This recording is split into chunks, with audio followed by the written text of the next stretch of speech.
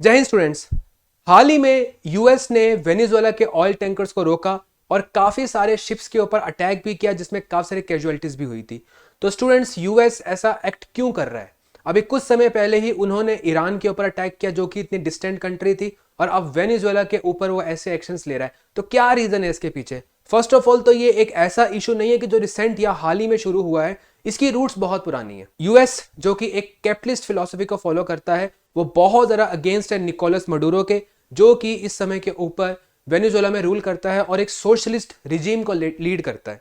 तो students, US की ये एलिगेशन है कि जो मडुरो है वो एक्चुअल में जो ऑपोजिशन है वहां की और जो डेमोक्रेटिक प्रिंसिपल्स है उसको हार्म करता है, ऑपोजिशन को बिल्कुल भी दबा देता है और साथ में उनको बिल्कुल भी राइज करने का मौका नहीं देता है, और जितने भी लोगों के इंटरेस्ट है, हंगर, पॉवर्टी, इन सब प्रॉब्लम्स को वो इग्नोर करता रहता है।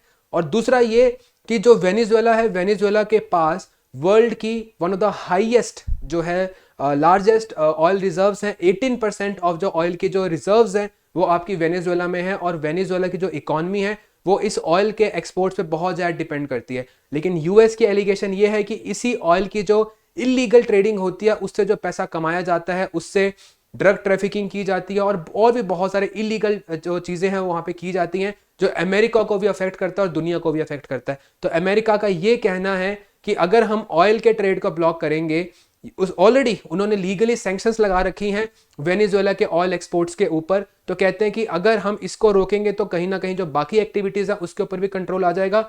यूएस की सीधी सीधी एलिगेशन है कि जो भी ये इलीगल ट्रेड होता है इसको स्टेट स्पॉन्सरशिप मिली हुई है मडुरो से, इसीलिए मडुरो इसका रियल कल्प्रिट है। ये जो इशू है वो बहुत ज़्यादा एस्केलेट कर रहा है। तो एक जो ये व्यू पॉइंट है वो एक्चुअल में यूएस का व्यू पॉइंट आपको मैंने बताया है यहाँ पे, लेकिन एक और व्यू पॉइंट है वो ये है कि जहां जहां पे तेल मिलता है वहां वहां पे यूएस को डेमोक्रेसी याद आ जाती है।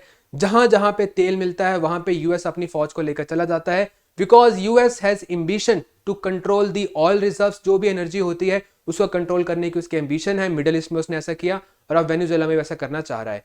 ना सिर्फ यूएस को इंटरेस्ट है यहाँ के ऑयल रिजर्व्स में, बल्कि यूएस को यहाँ पे लिथियम रिजर्व्स में भी इंटरेस्ट है। इसके अलावा यहाँ पे आयरन, कॉपर है, ब्रॉन्ज है। इसके अलावा जो यहाँ पे रिजर्व्स हैं ऑफ डायमंड, इन सब रिसोर्सेज को लेकर यूएस का इंटरेस्ट है। और अगर यूएस के फेवर में एक रिजीम होगी तो इन रिसोर्सेज का बेनिफिट यूएस भी उठा सकता है। तो ये है दूसरी कहानी। आप इसके बारे में क्या सोचते हैं, जरूर कमेंट्स में बताएं यहाँ पर हमें।